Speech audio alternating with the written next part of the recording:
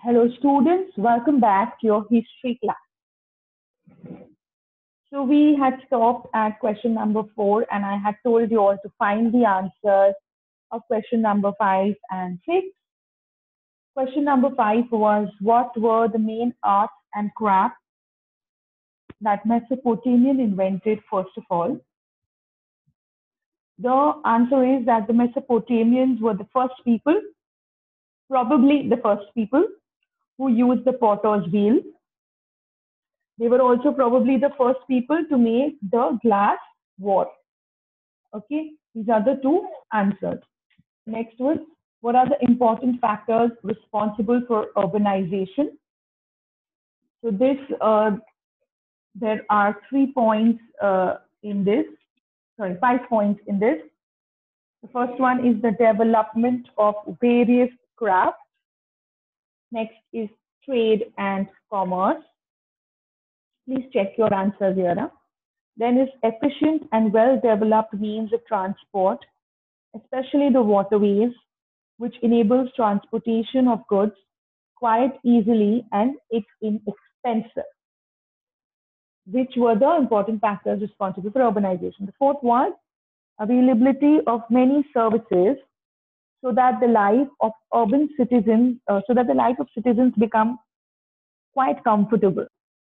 The last point is well-established administrative system so that there is peace and law and order in the country. Okay, these were the 5 factors responsible for urbanization. Number 1 is development of various crafts. Number 2 is trade and commerce. Number 3 was well-developed means of transport. Then there is availability of services that made the life of citizens comfortable. And lastly, it was the well-established administrative system that brought peace and law and order to the country. Next, these are again very short answer questions, just like we've been doing. You have to answer in 30 to 50 words. These are 2-mark questions. So I'm going to be waiting around 30 seconds to 1 minute after every question. If you find that time less, you are open to pause the video and find your answer. You're going to find the answer in your textbook, and you have the option of writing it in the notebook or in the textbook, whichever is comfortable for you. Question 7, what was the importance of the writing? The art of writing. What was the importance of the art of writing? Okay, you're going to find out the answer and write it down in the next 30 seconds. Do it now while we are together.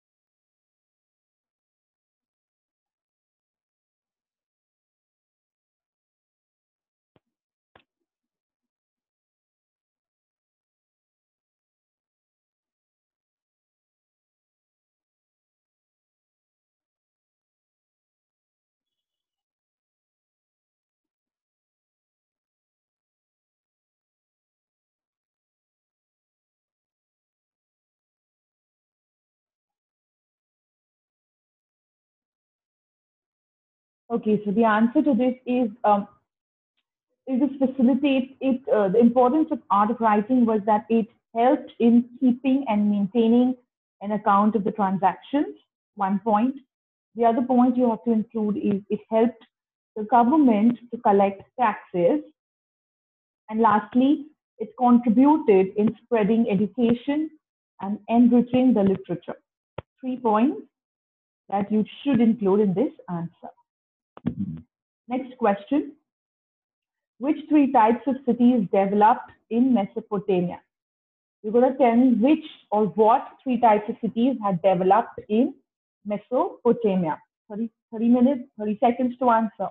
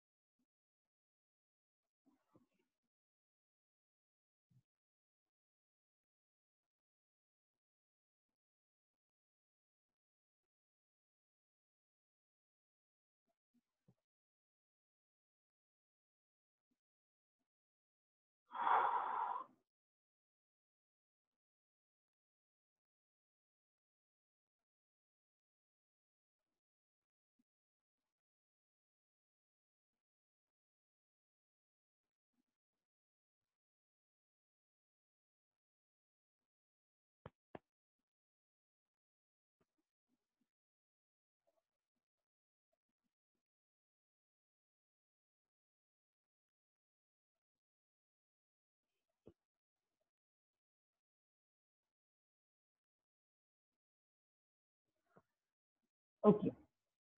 So the three types of cities that developed in Mesopotamia is the first type was the cities that rose as temple cities. The first type is the temple cities. Over here, first in these cities, at first the temples were built, and then people began to settle around these temples. Uruk is perhaps the oldest temple city, an example of temple city. Then the second type of city was some cities grew and flourished as cities of trade and commerce. People began to settle around these trade centers, and in no time, these centers grew as big as cities.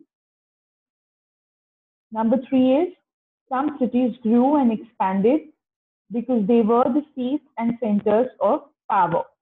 These were the three types of cities that developed in Mesopotamia. Question 9. Write the names of some rulers of Mesopotamia.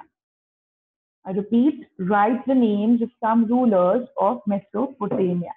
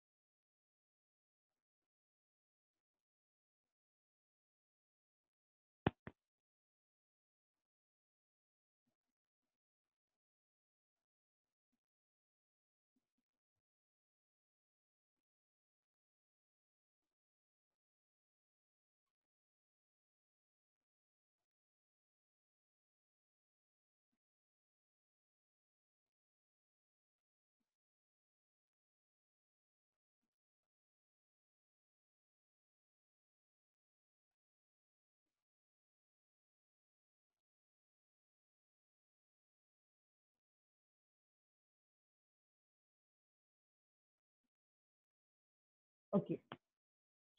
So many rulers of Mesopotamia were very brave and they were well-wishers of their subjects. Amongst these brave rulers were Sargon I, there was Hammurabi, then there was Sargon II, there is Sennacherib, and there is Assur-banipal. Then these mighty rulers who conquered their neighboring countries and established very large empires.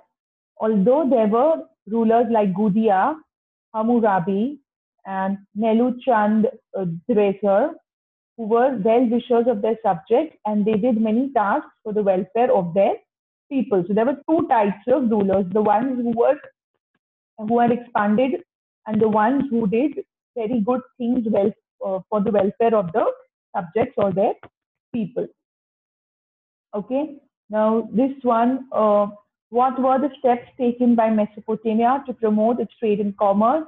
I'll wait a full minute here because this should be a longer answer. It should be around 50 words. What were the steps taken by Mesopotamia to promote trade and commerce?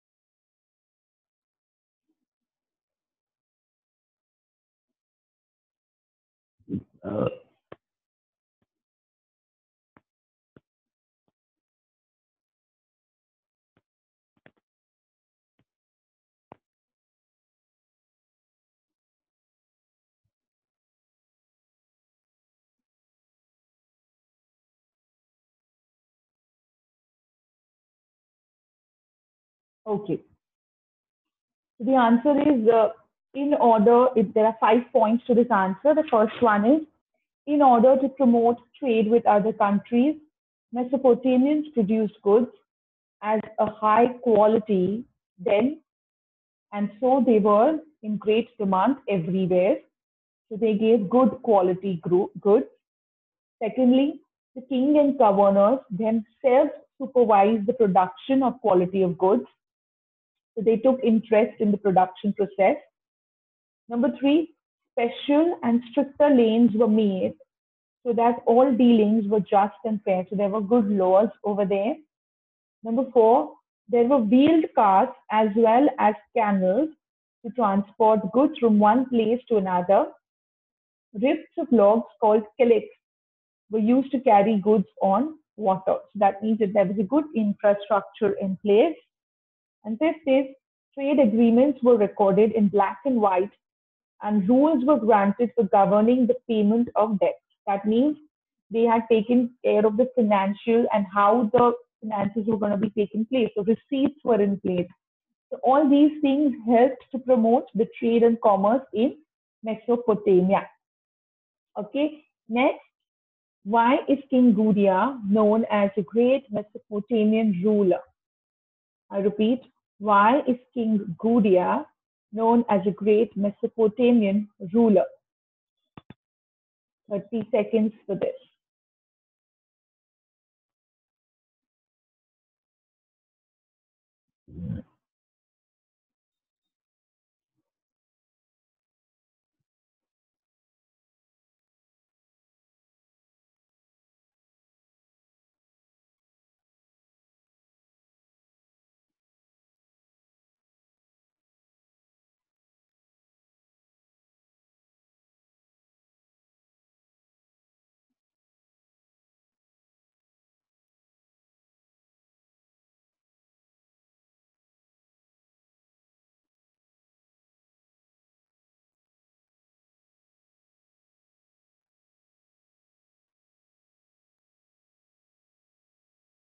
Okay. So Gudea, he was a kind, noble, and a benevolent king of Lagash. He began to be worshipped as a god by the people after his death. On one of his statues, there has been found with the following inscription: during my reign, maid servant was the equal of her mistress. The slave walked beside his master, And in my town, the weak were in peace by the side of the strong. So this means that there was a lot of equality over there, and maid and mistress were given equal rights, which is very good. The slave could work besides his master, and the weak were by peace with the ones who were strong. So that means the power was not misused.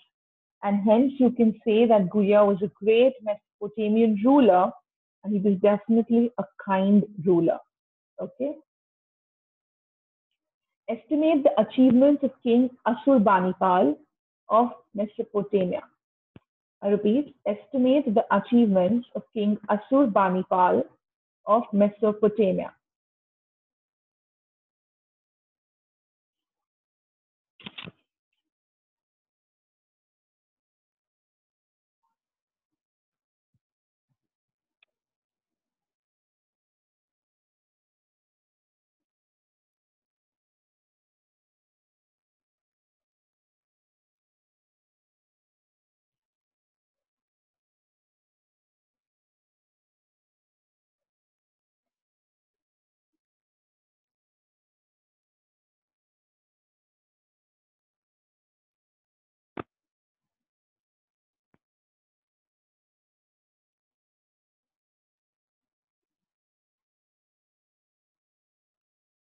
Okay. So King Ashurbanipal was another great ruler of Mesopotamia. His reign is known as the Golden Age in the history of Assyria.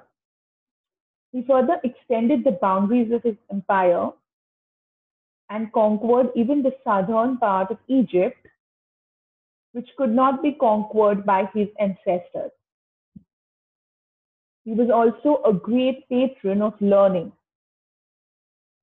He collected about 22,000 tablets in he collected about 22,000 tablets in his great library, which has been found and preserved in a British museum in London. They tell us the deeds of kings and heroes and about the ancient stories and legends of Babylonia. After the death of Ashurbanipal, the great empire of Assyria fell with a rapid pace, very quickly. Okay, so we've done these questions. We have finished with very short answer questions now. Tomorrow onwards, we will be doing the longer questions. We are going to be doing up to 100 words questions. So we are going to be doing this revision or this question answer for a little while now. Okay. So keep your textbook handy, keep your notebooks handy. I know there are a lot of things that are not in your textbook. So write those down. Keep your question answers handy with you. Okay. Thank you. Stay home, stay safe, take care, and keep learning.